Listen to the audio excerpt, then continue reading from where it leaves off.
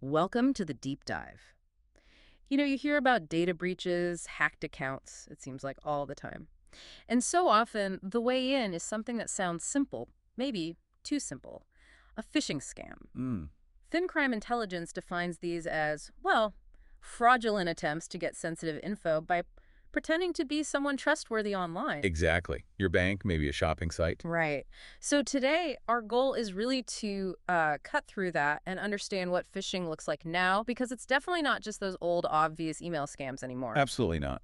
We want to look at how these small hooks can lead to, well, huge financial problems, and crucially, what red flags we all need to be watching out for. That's spot on. I think Yeah. the image many people still have is, those badly written emails asking for money. Almost quaint now. Yeah, the foreign prince emails. Exactly. Compared to the sophistication now. Yeah. It's night and day.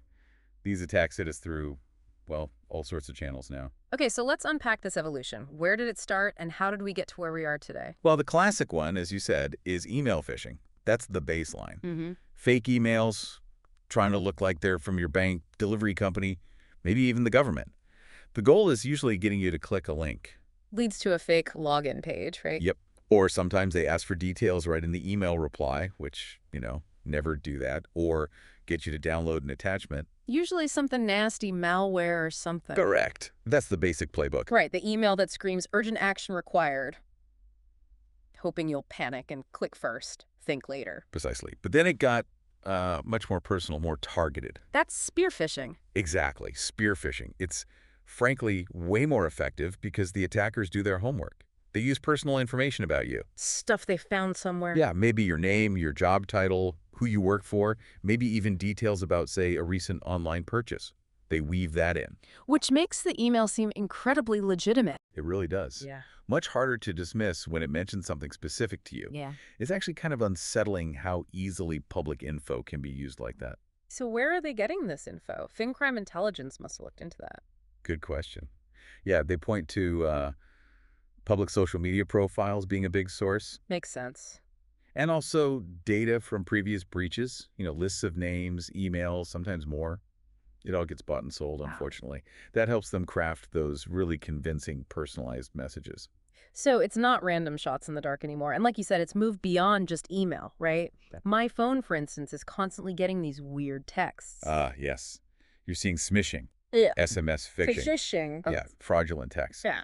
Often, they create that same sense of urgency problem with your delivery, suspicious activity on your account, maybe even a fake missed jury duty notice. I've seen those. And they almost always have a link, right? Which goes to a fake site designed to grab your login or, again, trick you into downloading malware onto your phone. And then there are the phone calls. Sometimes you get a call that just feels wrong, someone claiming to be from tech support or my bank, but the story sounds fishy. That would be vishing, voice phishing. Phishing, got it. Yeah, criminals pretending to be legitimate folks over the phone.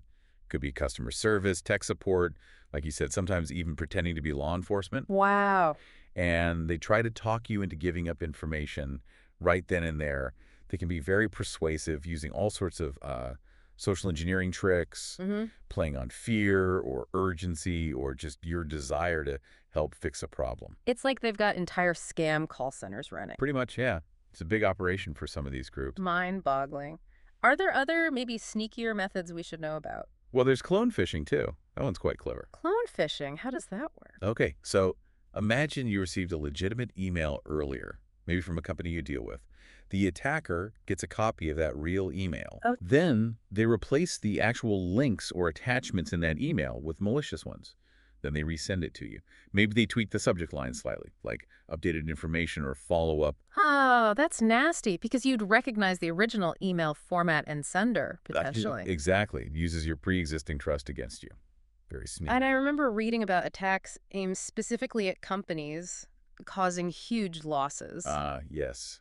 Business email compromise, BEC. That's definitely a more sophisticated high-stakes game. How does BEC work? It targets organizations, often by impersonating senior executives, the CEO, CFO. Right. They send emails appearing to be from that exec, instructing an employee, usually someone in finance or HR, to do something urgently, like wire a large sum of money to a new account or change the bank details for a regular vendor payment. And people fall for it. They do. Often these attacks bypass technical email filters because the email itself might look okay initially. It's exploiting human trust, established procedures, maybe the fear of questioning the boss. So it's less about tech, more about manipulating people. A lot of the time, yes. Yeah. It really highlights that security isn't just firewalls and software. It's also about human psychology and internal processes. Okay, so it's crystal clear these initial phishing attempts, whether it's a basic email or a complex BEC scam, are really just the first step. They open the door. Let's get into what happens after they hook someone. What's the bigger picture? Right. Phishing is often the gateway. Once they have your credentials, or you've clicked that bad link, their options just, well, explode. Like what? Direct theft. That's often a primary goal, yeah. Yeah. Unauthorized transactions straight from your bank account or credit card. But it gets broader. How so? They can gain access to huge amounts of customer data if they breach a company's system. And that data, it fuels identity theft. Opening new accounts in your name, that Yeah. kind of thing. Or creating synthetic identities, kind of mixing real and fake information for fraud. Or they just sell your data wholesale on the dark web to other criminals. That's terrifying. It's not just about losing a bit of money from one account then. Not at all. It's a cascading effect, a serious violation of privacy with long-term consequences. What else? You mentioned malware earlier. Right. Clicking a link or opening an attachment can install malware that just sits there quietly stealing data, keystroke loggers, spyware, or it could be ransomware. The stuff that locks up your computer. Locks up your computer or even an entire company network, demanding a hefty ransom payment to get access back. Huge disruption. And account takeovers. Just completely hijacking someone's online life. Yep. Gaining full control of your email, social media, financial accounts, changing passwords, locking you out. And like we talked about with BEC, they can redirect payments, payroll going to the wrong account, vendor payments being diverted, big losses for businesses. You also mentioned something about money mules. How does phishing connect there? Yeah. Phishing is actually a key way criminals recruit money mules, How? They just ask people to move money. often through deceptive emails or messages. They might offer what looks like an easy job, maybe payment processing or something similar, promises of quick cash for simple tasks. And the task is? Moving illicit funds through their personal bank account.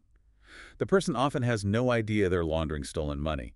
It just helps the criminals obscure the money trail. So people get tricked into becoming part of the crime. Exactly. Often vulnerable people, too.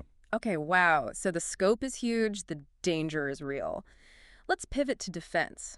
What are those immediate signs, those red flags that should make us stop and think, hang on, is this legit? Whether it's email, text, even a phone call. There are definitely common giveaways. One of the biggest, surprisingly often, is just poor spelling and grammar. Still, even with sophisticated attacks. You'd be surprised. Legitimate companies usually have proofreaders. Yeah. So glaring errors, big red flag.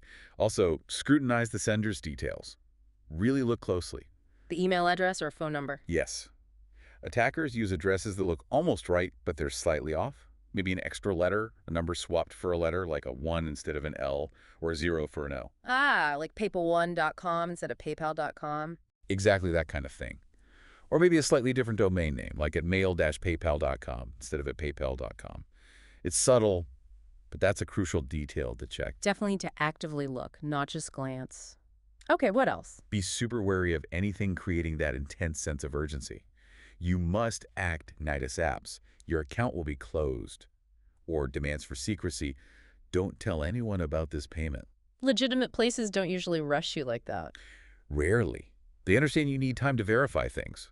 Also, be suspicious of unexpected attachments or links, especially if you aren't expecting anything from that sender. So don't just click. Never just click. Hover your mouse cursor over the link without clicking. Most email programs will show you the actual web address it leads to, usually down in the corner of your screen. Check if that URL matches where it claims to go, and look for the sneaky alterations we mentioned. Good tip. Hover, don't click. So being vigilant, a bit skeptical, that's step one. But what about proactive measures? What can we as individuals and what can organizations do to build stronger defenses? Prevention is absolutely key. It's not just about reacting. For everyone, individuals, companies' regular security awareness training is huge. Educating people about what to look for. Exactly. Keeping people updated on the latest scams and tactics, teaching them how to spot the signs. Then there's multi-factor authentication, MFA. That's like the code you get texted to your phone when you log in. That's one common type, yeah. Yeah. Or using an authenticator app, or a fingerprint scan. It adds another layer of security beyond just your password. So even if they steal your password somehow? They still can't get in without that second factor. It's a critical defense. Think of it as needing two keys instead of just one to unlock your account. Makes sense. What else for organizations? Well, deploying good email filtering and link scanning tools is important. These systems can catch a lot of malicious stuff automatically using AI, send a reputation checks, things like that, though attackers are always trying to find ways around them. A constant battle. It is. Also crucial, keeping all your software up to date, especially anti-malware software and what's called endpoint protection security software on individual computers and devices. Updates often patch vulnerabilities that criminals exploit. So install those updates, don't ignore them. Please don't ignore them. Yeah. And finally, have a really clear, simple process for people to report anything suspicious. If someone sees a phishing email, they need to know exactly who to tell quickly so the security team can investigate and warn others if needed. This isn't just about, good practice or avoiding getting scammed personally, is it? FinCrime intelligence also brings up the whole compliance side of things. That's a really important point, Yeah. yes. Phishing isn't just a technical problem, it's a major compliance concern. How so? What regulations are involved? Well, several big ones. GDPR for data privacy in Europe, PCI DSS for anyone handling credit card data, SOX related to financial reporting for public companies, and then various banking regulations focused on anti-money laundering and counter-terrorist financing, AML-CTF. And they all expect organizations to tackle phishing. They all hold organizations accountable for protecting sensitive data, reporting breaches, and having effective fraud controls. And yes, that absolutely includes measures to fight phishing, because it's such a common way data gets compromised or fraud starts. So businesses can't just ignore it. There are actual legal obligations. Definitely. Financial institutions especially have strict requirements. They often have to report phishing-related incidents in their suspicious activity reports, or SARs. Okay. They need to keep detailed logs, audit trails of who's accessing systems, any attempted intrusions. Phishing risks have to be part of their overall risk assessments. And they're expected to work with law enforcement, cybercrime units, and financial intelligence units, FIUs, when big incidents happen. And if they don't manage these risks properly? The consequences could be pretty severe. We're talking significant fines from regulators, potential lawsuits from customers whose data was exposed, and major damage to their reputation, which can be incredibly hard and expensive to fix. It sounds like a relentless game of cat and mouse. Attackers get smarter, defenses have to keep up, but technology is helping fight back, right? Oh, absolutely. The tools are getting much more sophisticated on the defensive side, too. Modern fraud detection systems rely heavily on things like AI, artificial intelligence, machine learning, and threat intelligence feeds. How does AI help catch phishing? Well, these AI models can analyze vast amounts of data in real time. They look at the email content itself, the language used, the structure, but also sender behavior patterns, network traffic anomalies, the technical details behind the message, things a human might miss. Yeah. They learn to spot subtle signs that indicate an attack. So it's like having a super smart analyst watching over your inbox constantly. Kind of, yeah. It's about identifying deviations from normal patterns very quickly. And these systems learn and adapt as attackers change their tactics. That sounds crucial given how fast things change. It is, and another big help is collaboration. Many organizations participate in threat-sharing platforms. Sharing info about attacks they're seeing. Exactly. If one company spots a new phishing campaign using a particular malicious website or sending address, they can share that information quickly through these platforms. That allows everyone else in the network to block that known threat much faster. It's a sort of collective defense. Strength in numbers, basically. Pretty much. It helps level the playing field a bit. Okay, so as we wrap up this deep dive, if you had to boil it down, what's the single most important message you want people to take away about phishing today? I think the key takeaway is that phishing isn't going away. It's incredibly adaptable, it's constantly evolving, and it remains one of the most common ways criminals get their foot in the door for all sorts of financial crime. So vigilance is paramount. Vigilance is essential, yes, but it has to be part of a bigger strategy. Protecting yourself or your organization needs a multi-layered approach.